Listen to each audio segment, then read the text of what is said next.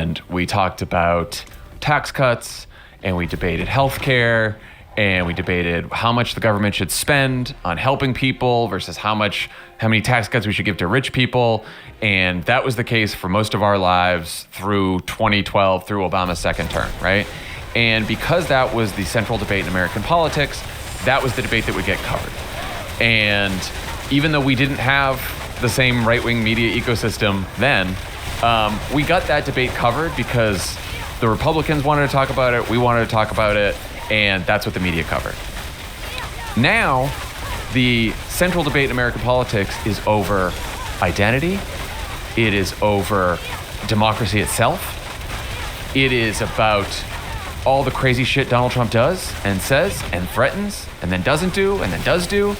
And how many times do we, on Pod Save America, on your show, everywhere, do we have debates about economics and the economy and all the economic accomplishments we're doing, right? Tommy and I had this, debate on Pod Save America right before the election, which is, Kamala Harris gets asked at a town hall, hey, John Kelly said that Donald Trump's a fascist. Do you agree? And of course, his own chief of staff said he was a fascist. But she didn't go out there that day and be like, I'm going to do a message of the day, fascist. But she said yes. And everyone's like, oh, now they're talking about fascism. And look, I would prefer an economic message.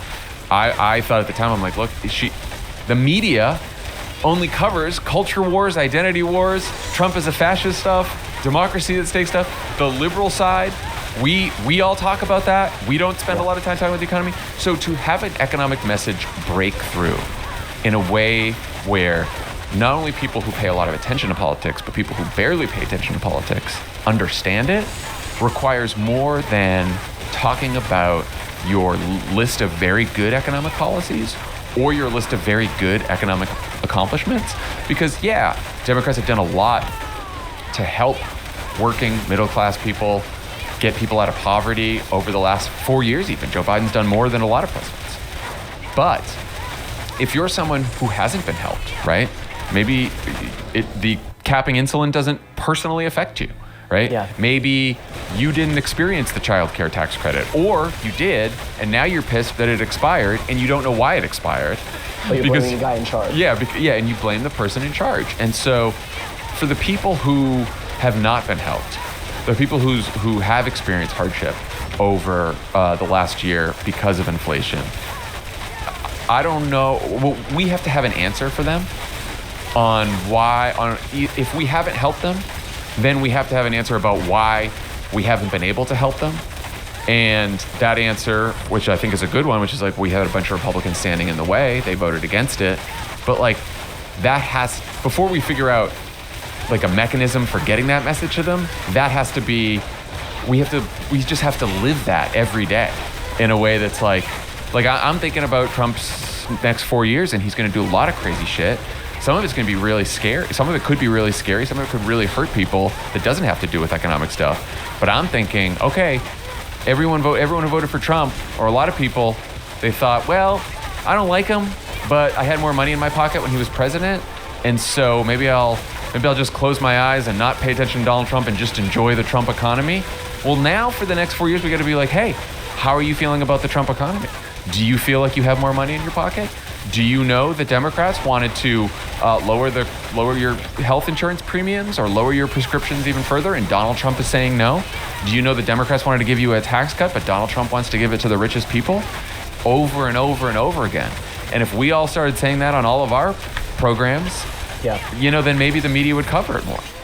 And so is that I mean, in terms of how what happened on Tuesday is going to inform your coverage moving forward, do you think that there does have to be a stronger through line on economic populism? That issue is so resonant that even with the most dangerous candidate in American history, somebody who a few years ago incited an insurrection against the U.S. government, for them to vote largely based on the economy. I mean, the inflationary impacts across the entire world, like you just said, have led to ousters or losing ground among incumbents across the entire planet, that there's nobody that was spared. So clearly the impacts of inflation are strong, and the effects of the economy are strong.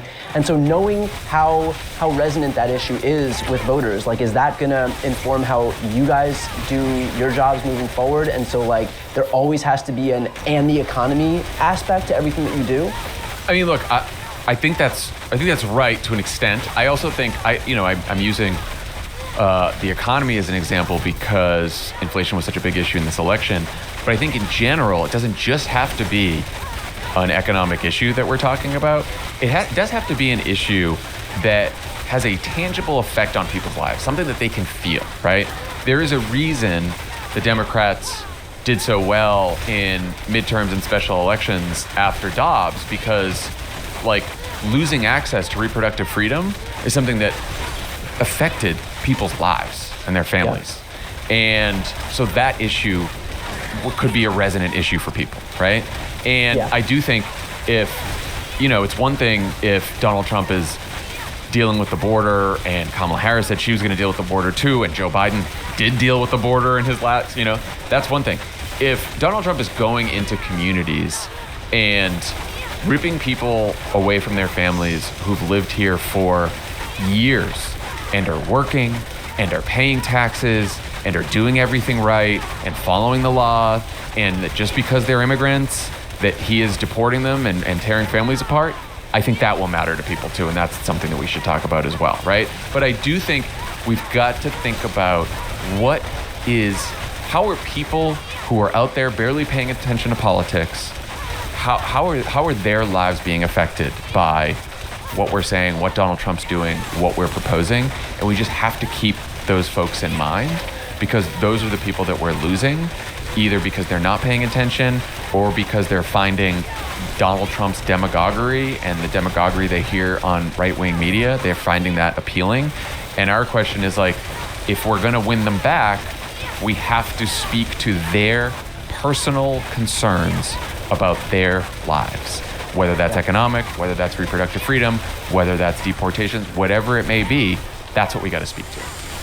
And I think that it's incumbent also, I think it's also incumbent upon Democrats to maybe not imbue the mainstream media that is clearly not our messaging distribution system anyway, and B, not going to focus on this stuff. They're going to focus on what they focus on. Like, they're going to focus on these culture issues. Like, if somebody calls Donald Trump a fascist, that's going to lead the story for the day. And so I think it's incumbent on the Democratic politicians to recognize that there are people in the alternative media space who are actually doing the work, who are advocating for Democrats to win elections, as opposed to the New York Times and CNN and ABC, who are not advocating for Democrats to win elections, and in fact engage in a ton of both sidesism, and use their voices and their weight to kind of confer more validation onto these outlets that are actually looking out to promote the agenda of the Democratic Party, as opposed to the news outlets which aren't.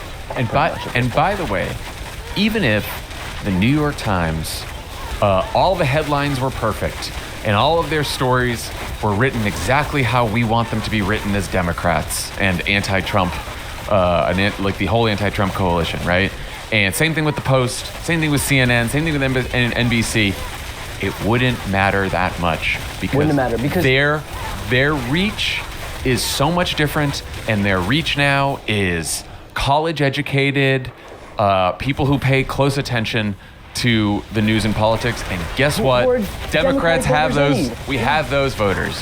And right. So the alternative media is important, because most people in the country now are getting their news from some other source than the traditional media that we spend so much time worrying about and critiquing. Like, it doesn't matter as much anymore. And of course, to watch the full interview with Jon Favreau, click the thumbnail right here on the screen, or check out the interviews playlist on my YouTube channel. You can also click the link on the screen to listen to the audio version of this episode, and of course, to see more of my content, to stay in this fight. The subscribe button's on the screen as well.